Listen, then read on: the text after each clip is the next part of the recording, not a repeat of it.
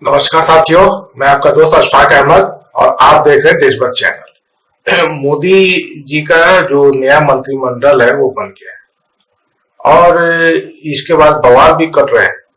अब जैसे अजीत पवार हैं तो उनका तो एक ही सांसद है, तो उनको मोदी जी जो है एक कैबिनेट रैंक नहीं दे रहे मिनिस्टर का, राज्य मंत्री जो बोलते हैं ना, वो दर्जा दे रहे थे। तो वो बवाल कर दिए, बोले हमको कैबिनेट रैंक चाहिए।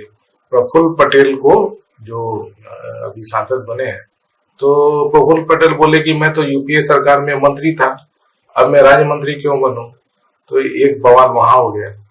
तो वो भी हो सकता है कि समर्थन वापस ले लें। पहले ही अटकलें चल रही है महाराष्ट्र में कि जितना उठक पटक महाराष्ट्र में हो रहा है उतना देश में कहीं नहीं हो रहा है। वहां पर जो शिंदे हैं, एक नाथ शिंदे की जो सांसद है, तो वो 5-6 सांसद जो है वो सुनने में आ रहा है कि उद्धव गुट के पास वापस जाना चाहते हैं। और उसी तरीके से ये तो यहाँ पे सीधे सीधे बवाल कर दिए हैं अजीत पवार ने यहाँ पे कैबिनेट मिनिस्टर के नाम पर। और जो दूसरे और भी जो दिख रहा है हालात कि चंद्रबाबू नायडू और नीतीश कुमार, उनको जो जो चाहिए था तो काफी कुछ उनको मिल गया है। और सबसे बड़ा जो इम्पोर्टेंट था कि नायडू बोले कि मेरे को जो स्पीकर का पद होता है वो चाहिए। और उसकी खास वजह यह है कि स्पीकर जो होता है तो वही जो जब भी फ्लोर टेस्ट होगा या जो भी आदेश होगा संसद में, तो वो स्पीकर के हाथ में होता है। बहुत पावरफुल पोजीशन होती है। तो मोदी जी आपको पता ही सरकार गिराने में कितने एक्सपर्ट हैं। तो अब जैसे कि डिस्क्वालीफाई करना है एमपीज को, या मत कहीं पे भी मतलब प्राप्त करना है और सरकार गिराना है, तो उसमें बड़े काम का होता है स्पीकर का। तो उन्होंने अब मांग लिया कि उसे सेफ रहेंगे, तो उसे तो विपक्ष में जितने इंडिया गठबंधन वाले हैं तो उनके लिए भी राहत की बात है कि चंद्रबाबू नायडू का कोई भी आदमी स्पीकर रहेगा तो वो मोदी जी का ये जितने भी कारनामे हैं वो नहीं होने देंगे। और इसके बावजूद भी चंद्रबाबू नायडू और नीतीश कुमार दोनों बड़े उदास दिखे। और यहाँ तक कि अमित शाह भी उदास दिख रहे थे, राजनाथ सिंह भी उदास दिख रहे थे, जबकि शपथ ग्रहण चल रहा था। और सबसे खास बात, स्मृति ईरानी और अनुराग ठाकुर, जो दो लोग जो नफरत फैलाने में सबसे आगे रहते थे, दोनों का पत्ता कट गया।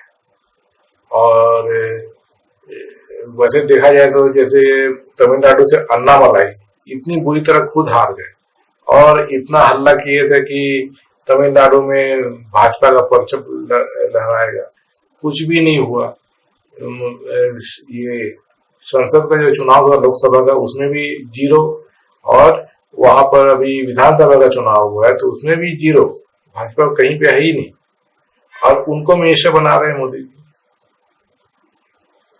तो स्मृति ईरानी और अनुराग ठाकुर क्यों नहीं बना रहे? स्मृति ईरानी वजह देखा जाए तो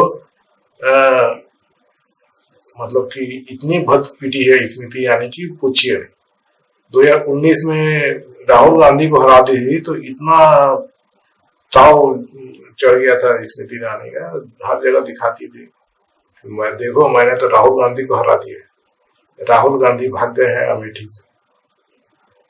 और अभी जो चुनाव था तो यहाँ पे अमेठी से राहुल गांधी ने खुद लड़ने के बजाय बोले कि मुझे क्या जरूरत है, स्मृति ईरानी को तो मेरा पीए ही हरा देगा। के शर्मा जी को खड़ा कर दिया और वाकई में के शर्मा जी ने 1,67,000 वोट से स्मृति ईरानी को हरा दिया। अब जो दुर्गति हुई है स्मृति ईरानी की, पूछिए नहीं, इतनी बहुत पीटी है कि पूछिए नहीं। तो स्मृति ईरानी का तो वहां पे बहुत पीट गया और अब मिनिस्टर भी नहीं बन पा रही, उनका पता कट गया है पूरी तरह। तो अब लगता है कि राजनीति से ही उनका डब्बा गुल हो गया। अब हो सकता है कि फिर से आपको टीवी पे दिखें कभी सास भी बहू थी, हो सकता है, क्योंकि राजनीति में तो अब उनका स्कोप कहीं दिखता नहीं। अब न मंत्री रहेंगे न कुछ रहेंगे, अब करेंगे क्या। और अमेठी में जो घर बनाया है नया नवेला, अभी उद्घाटन किया था इसी साल, मतलब कि चुनाव के जस्ट पहले गृह प्रवेश किया था, तो वो घर का क्या होगा, तो ये भी देखने वाली बात होगी।